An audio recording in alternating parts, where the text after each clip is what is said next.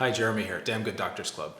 Lately in our professional group, we've had a lot of requests, especially from Eastern medicine practitioners, about how to put together frameworks for treatment because there's a lot of variables to keep track of. So I'm going to break this down today and we're going to look at a very nuanced way to start to understand frameworks so that we don't get lost in the weeds of the 10,000 patterns. Now, it's not just Eastern medicine people that are in our group. We have naturopaths, functional medicine, all kinds of folks. And this kind of thinking can also be applied in those domains as well because we rely on principles, right? Foundational principles that don't ever go out of style. So let's get started. So when we're looking at these diagnostic frameworks, especially for complex chronic conditions, we're really looking at a binary series, a series of decisions, A or B, A or B, A or B. And they show this, the old way to do this is with Bagua, right? So we would have this idea where you'd have, is it either yang or yin, right? This is how they're shorthand representing this. And then if the first attribute you're looking at is yang or yin, then from there you're going to be looking at a second attribute. And that second attribute is either going to be yang or yin, right? Or yang or yin. You see, so we keep going with this. And the more attributes you have, the more complexity you're going to get in terms of different kinds of permutations and patterns. So we're going to at least go 3 levels in. So we'll have this, and we're looking at, okay, is it yang or is it yin?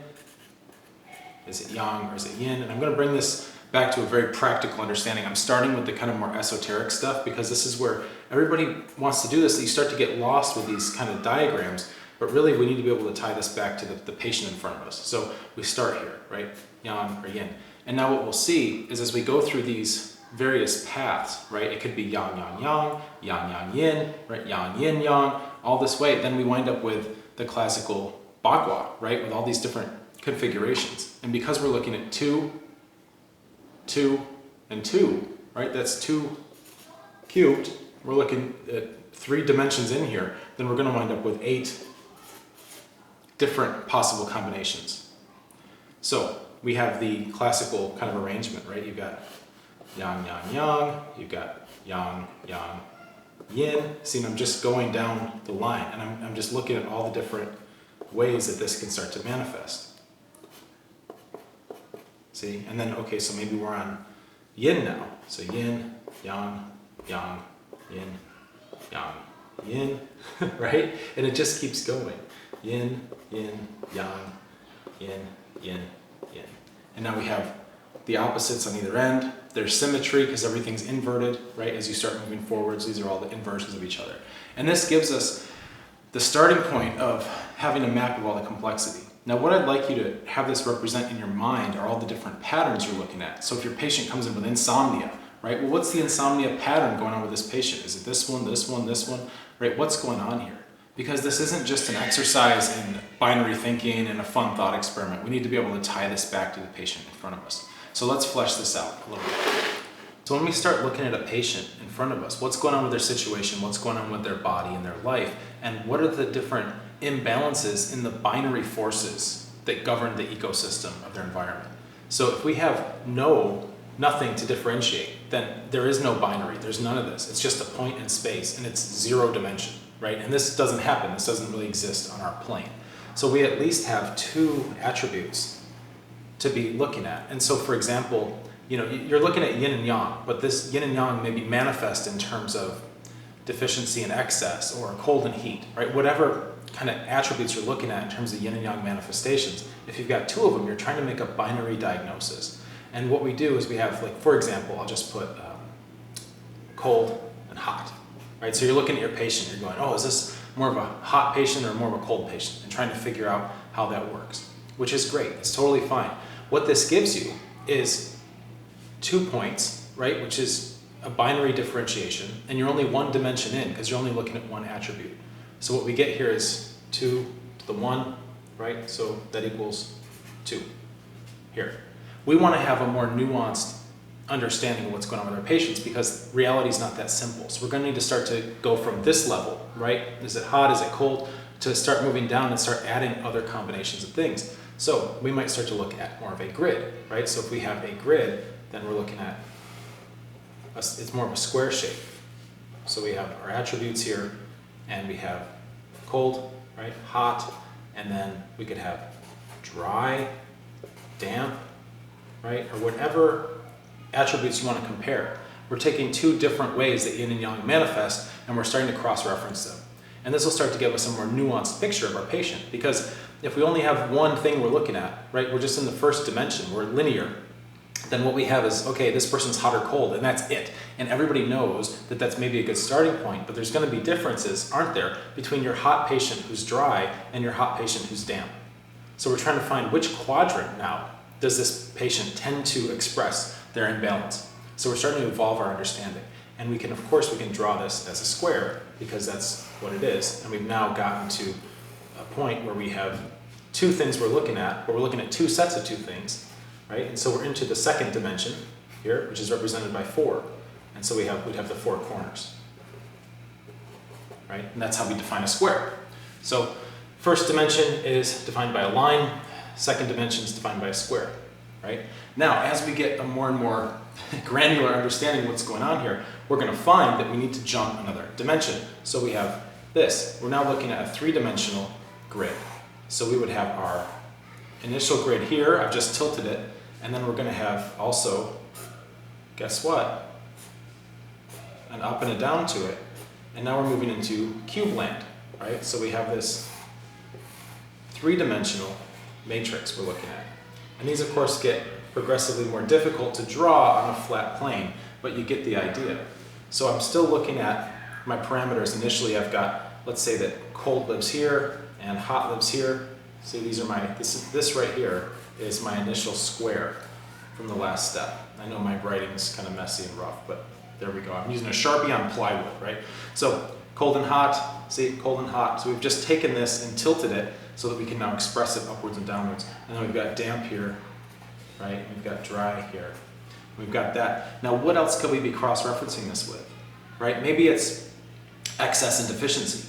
Because guess what? Your hot, damp person, right? They may actually just be deficient. Or your hot, dry person might be deficient. Or your cold, dry person might be excessive or deficient, right? So what's going on there? How are we going to figure out this whole thing cross-reference with another parameter, right? So for this one, we'll actually put external and internal, right? So those will be our movements here. And so we have, as we go upwards towards this square, we're looking at external.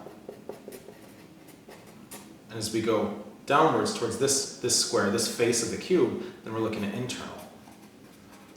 And so now a patient who has external heat dryness, right, versus a patient with internal heat dryness, this is going to be two different types of formulas, two different types of approaches. So we have to be able to differentiate, right? Where does this person live in this 3-dimensional matrix? So we have two parameters we're looking at, right? We've got yin and yang type divisions, but we're doing it 3 times because we're looking at the yin and yang of heat and cold, temperature, right? We're looking at dryness and dampness, which is moisture, and we're looking at external and internal, which is depth, right? So now we have 3 things, and we're up to this 3-dimensional understanding. This is about as far as most people can get because it gets really hard. It's already hard to draw a 3-dimensional cube onto a 2-dimensional surface, right? And that's about as far as our minds go. However, we know that there are other frameworks beyond just this, right? So for example, we might say we've got external and internal. Maybe we do want to have excess and deficiency overlaid on top of this. So as we start to evolve this, we're going to wind up with hypercubes, basically. So we're going to be looking at things like, okay, 2 times 2 to the 4th, right? 2 to the 4th powers, 2 times 2 times 2 times 2, right? So now we have 16. So the line needed 2 points to define it, its first dimension.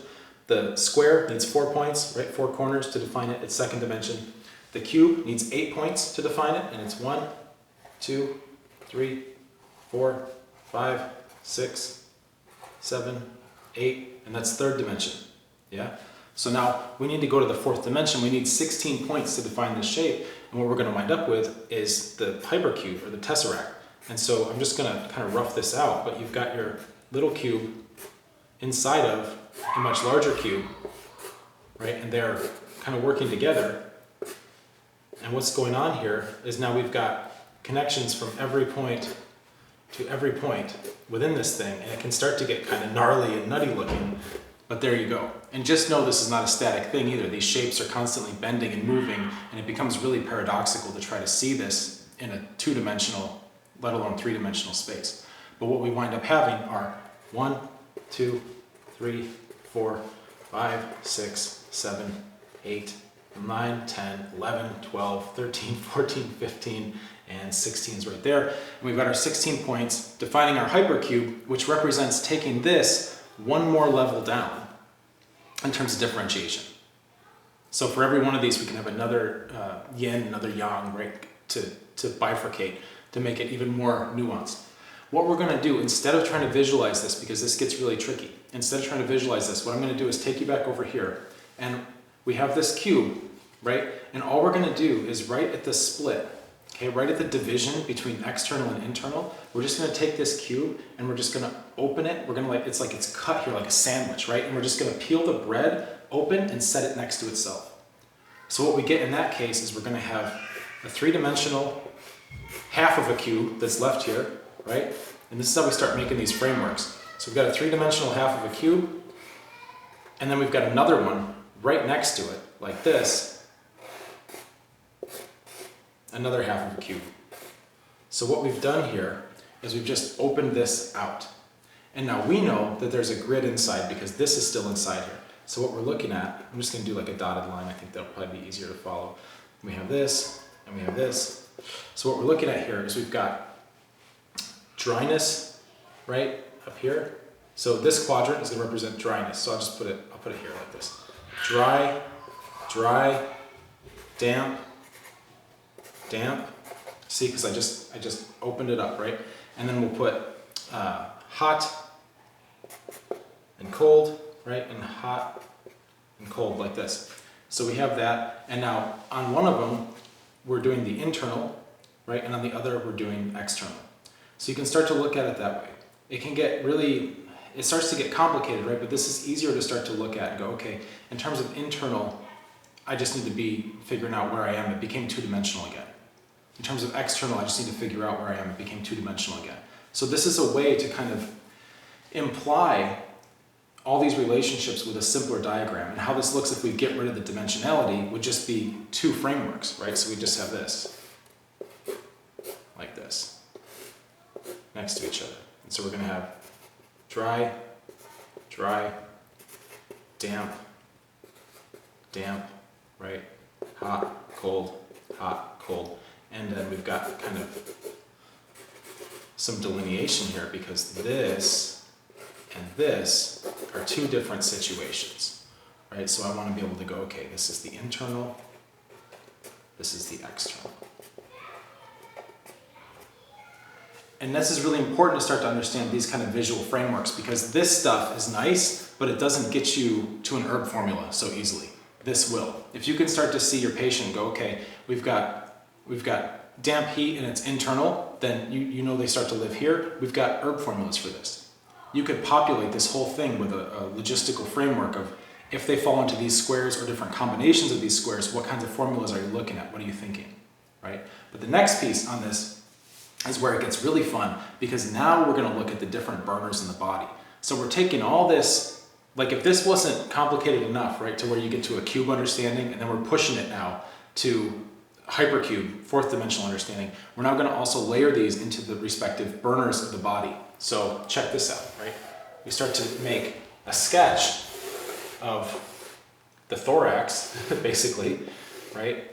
And we're going to break it down like this. So now I've got my upper burner, my middle, and my lower.